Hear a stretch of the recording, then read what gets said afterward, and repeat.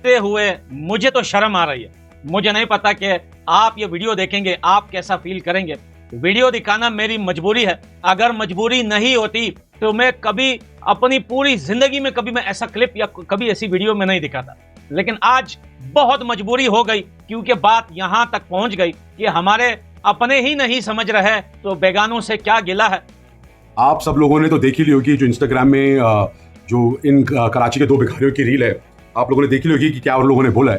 खैर मैं बहुत यकीन से कह सकता हूं कि कुछ जयचंद है हमारे देश में, कुछ नहीं एक्चुअली बहुत जयचंद हमारे देश में। उन्होंने तो वीपीएन से लगा के वीडियो भी देखी होगी। इट्स अनबिलीवेबल यार, कितनी भी हम बकवास कर लें, कितने भी हम कोशिश कर लें एज इंडियंस, और अफसोस होता है कि हम लोगों को मतलब हम इंडियंस को जो यूट्यूब क्रिएटर्स हैं, जो चैनल चलाते हैं अपना और जो सोशल मीडिया जो भी हैंडल करते हैं, क्योंकि पाकिस्तान के यूट्यूबर्स ऑलमोस्ट बैन हैं। जो हमने कैंपेन चलाई थी वो हमारी कैंपेन सक्सेसफुल हुई और आप लोगों ने भी उनका जो चेहरा था वो देख लिया है। तो अब उन भारतीयों के बारे में तो खैर मुझे कुछ भी नहीं कहना, जिसको जहां मर्जी हो भाई वहां पर जाकर अपनी नाक घुसा सकता है। लेकिन इस समय आखिर हम लोगों को इन टुटपुंजे लोगों के बारे में बात करने की जरूरत क्यों पड़ गई? क्योंकि इसमें से कुछ चीजों से मैं इख्तलाफ रखती हूँ। मैं कहती हूँ कि ये नहीं आपको कहना चाहिए अगर आप बंद हो गया, क्योंकि अगर आप ये कहते हैं तो फिर आप जो है ना वो सही नहीं कह रहे, गलत बात है। अपनों को समझा कर हम इतना तग चुके हैं कि अब तो भाई बेगाने हमारे ऊपर हंस रहे हैं कि भाई कितना भूखोगे, कितना चिल्लाओगे, जब कोई तुम्हारी बात सुनता ही नहीं है तो भाई बेकार में भूखना बंद कर दो। वाकई में अब ऐसा लग रहा है कि भाई हम बेकार में चिल्ला रहे हैं, यानी कि हमारी मेहनत, गवर्नमेंट की मेहनत सारी जाया गई। उनको ये मैसेज करना पड़ता है और अपने वीडियो के थ्रू बताना पड़ता है अपने भारतीयों को या और एनआरआई भाइयों को कि भाई इनके चैनल मत देखा करो। पर नहीं, ये सुधरेंगे नहीं। इन्होंने तो ठेका लिया हुआ है कि नहीं, ओ लव यू शिवाय, लव यू शिवाय, आइए तू आए, आते रहो। तुम्हारा लन दे दिया उसने। मैं कह रहा हूँ इफी बहुत सही किया तूने, मैं कह रहा हूँ तूने बहुत सही किया। ये गाली के लायक ही है, बिकॉज ये लोग हमसे तो सुनते नहीं है, जिनके जो अपने देशवासी वालों की तो सुनते नहीं, शायद तुम भिखारियों की सुन ले। दूसरी चीज एज आई सेड कि पाकिस्तान की जो मीडिया है उसके ऊपर बैन लगा रहे। मेरी भारत सरकार से यही दरखास्त है, यही गुजारिश है। उसके बारे में मैं सेपरेट लाइव करूंगा रात में करूंगा, नहीं तो सुबह करूंगा। उस समय उनकी बैंड बजाएंगे कि भैया इनके ऊपर बैन अब लागू रहना चाहिए। वसी और इफ़ी करके जो है उसका जो चैनल है, ये जो चैनल्स हैं इनको भारत में बैन कर दिया गया है।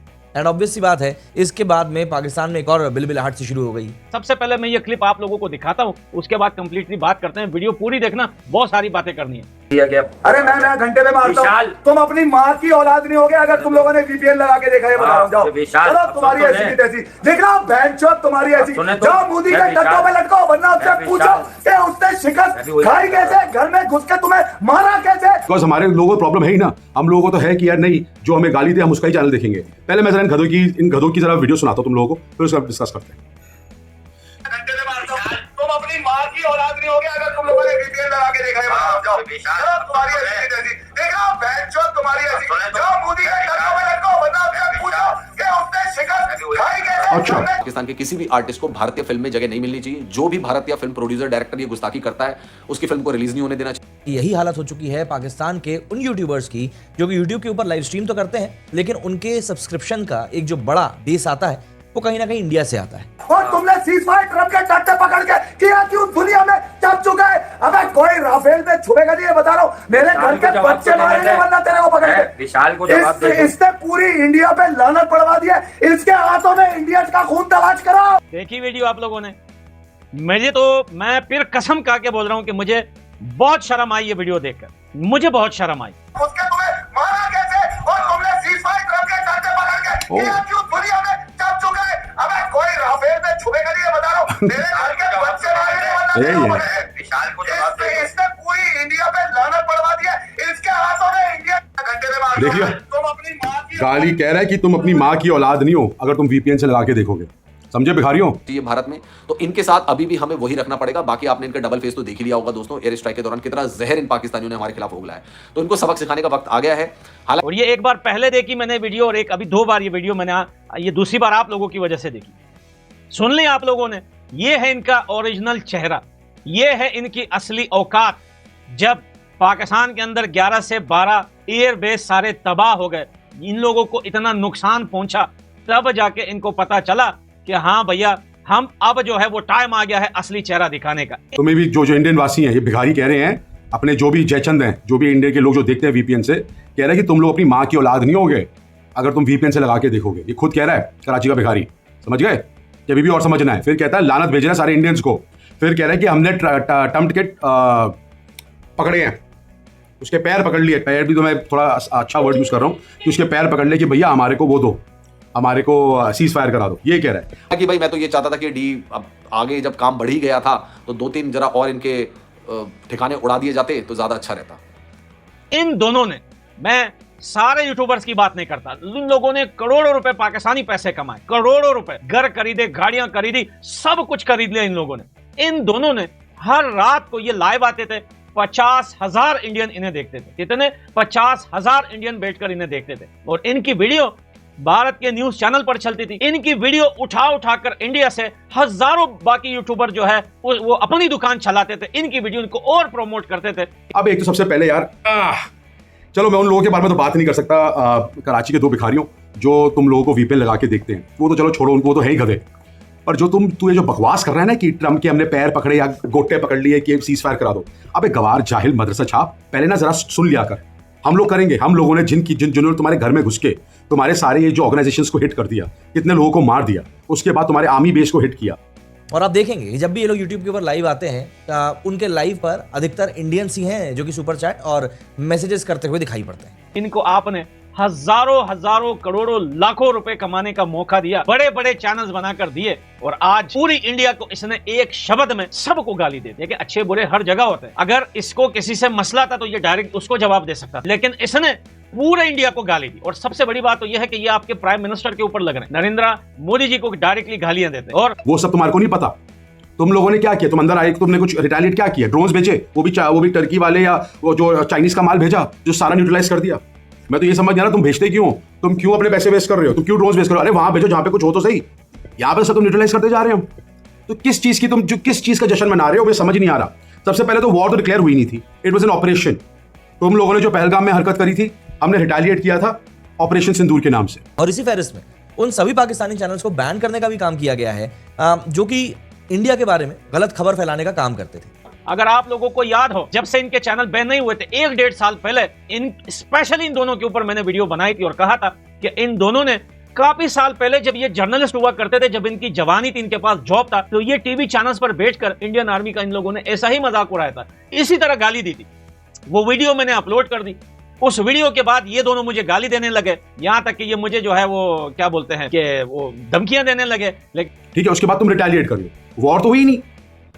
तुम्हारे लोगों का फोन आता है हमारे पास, अरे भाई मत करो जी, मत करो जी, बहुत हो गया जी, बहुत हो गया जी। बात कर रहे हो तुम जस्ट बिकॉज तुम्हारे को IMF का लोन क्या मिल गया, IMF का लोन क्या मिल गया, तुम लोगों को लगता है कि तुम वॉर जीत गए। अरे भिखारी, वो भीख मिली है तुम्हें भीख मिली और तुम्हारे को तो उसी में खुश हो गए हो तुम, या मैं भीख मिल गया, हम जीत गए, हम वहां जीत गए। एक तो दोस्तों हाल ही अभी कुछ दिन पहले पाकिस्तान यूट्यूबर्स को भारत सरकार के द्वारा इंडिया में बैन किया गया है, जिसके बाद पाकिस्तान काफ़ी बौखलाया हुआ है।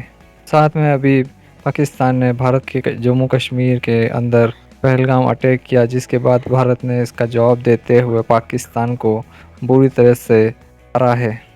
जिसके बाद पाकिस्तान के कुछ यूट्यूबर्स काफ़ी बौखलाए हुए हैं और आए दिन उल्टी सीधी बातें करते हैं। सरकार ने पाकिस्तान यूट्यूबर्स के जो चैनल्स हैं उनको भी इंडिया में बैन किया हुआ है। पाकिस्तान के जो है यूट्यूबर्स के व्यूज़ जो पहले लाखों में आया करते थे, अब मात्र वो 2-3 हज़ारों में रह गए हैं। तो देख के पाकिस्तान के कुछ यूट्यूबर्स तरह की बातें कर रहे हैं। हाल ही में अभी ऐसे ही एक यूट्यूबर चैनल है जिसको चलाते हैं वासे और EP, जिसके चैनल पर उन्होंने एक वीडियो में भारतीयों और भारत के से देखने वाले लोग जो कि पाकिस्तान के इनका चैनल को देखते हैं उनके लिए इन्होंने गालियां दी है।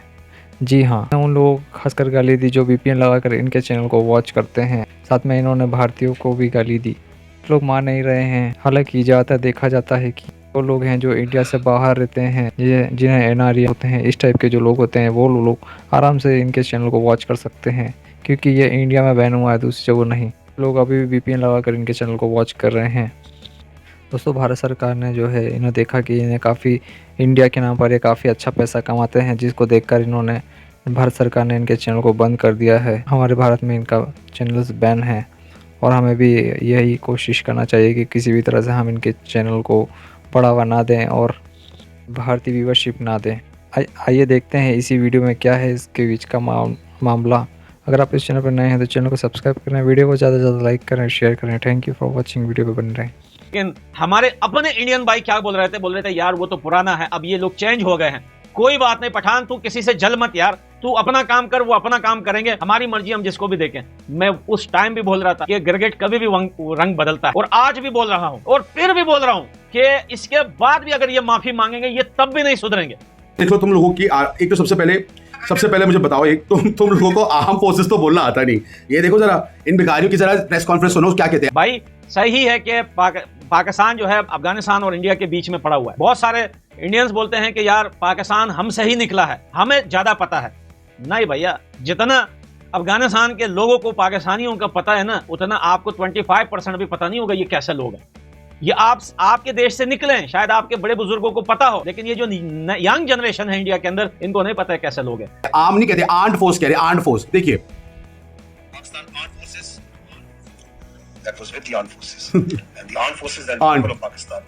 घबराने की जरूरत नहीं है, आपकी armed forces are armed, fully alert. अरे ये आर्म्ड क्या होता है? आपने देखा, Pakistan armed forces, armed forces, that was with the armed forces. अरे भाई अफगानिस्तान के लोग इनके साथ रह चुके हैं, हम इन्हें जानते हैं।